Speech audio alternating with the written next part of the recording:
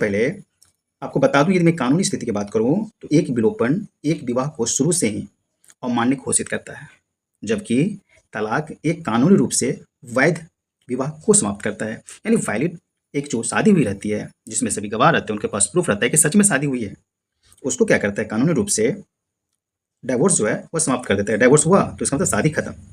लेकिन विलोपन क्या हुआ, यह शादी को शुरू से ही कहता है कि शादी शादी है ही नहीं।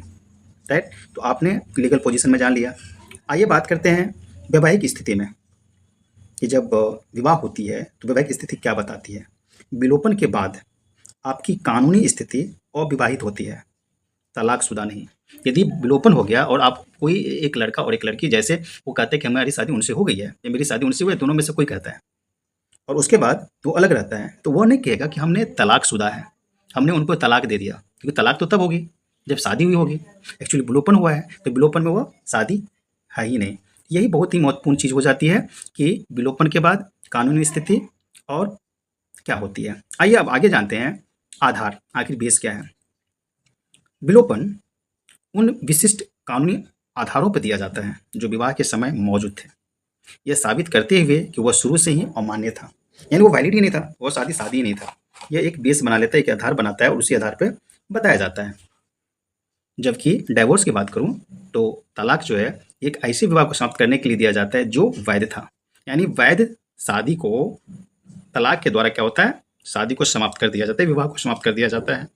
लेकिन विलोपन की बात करूं तो विलोपन में बताया जाता है कि विवाह के समय मौजूद थे ही नहीं, यानी उसका आधार ही नहीं बनता है, साबित ही नहीं होता है कि शुरू से ही वो शादी हुई थी।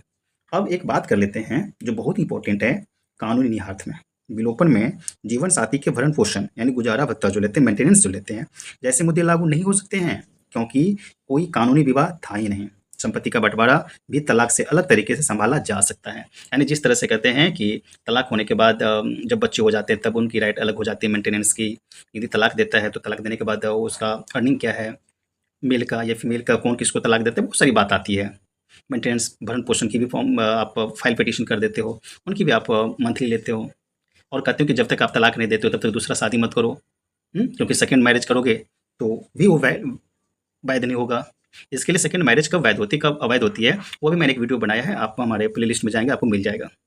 राइट, तो आपने यहाँ पर देखा कि किस तरह से, यदि मैं कानूनी तौर तरीके से बात करूँ तो विलोपन यह है कि जीवन साथी को भरण पोषण मिलने का मुद्दा हो ही नहीं सकता, क्योंकि कभी कभी लोग यह जनरली होता कब था, यह जनरली तब होता था जब कोई एक लड़का एक लड़की कहता था या उसके फैमिली मेंबर कहते थे उन दोनों का शादी मैंने आज से 10 साल पहले करवा दिया है, वो पति पत्नी है और लड़का को पता नहीं लड़की को पता नहीं, या तो लड़का लड़की की जान के भी कहता है कि हमने उससे शादी कर लिया है,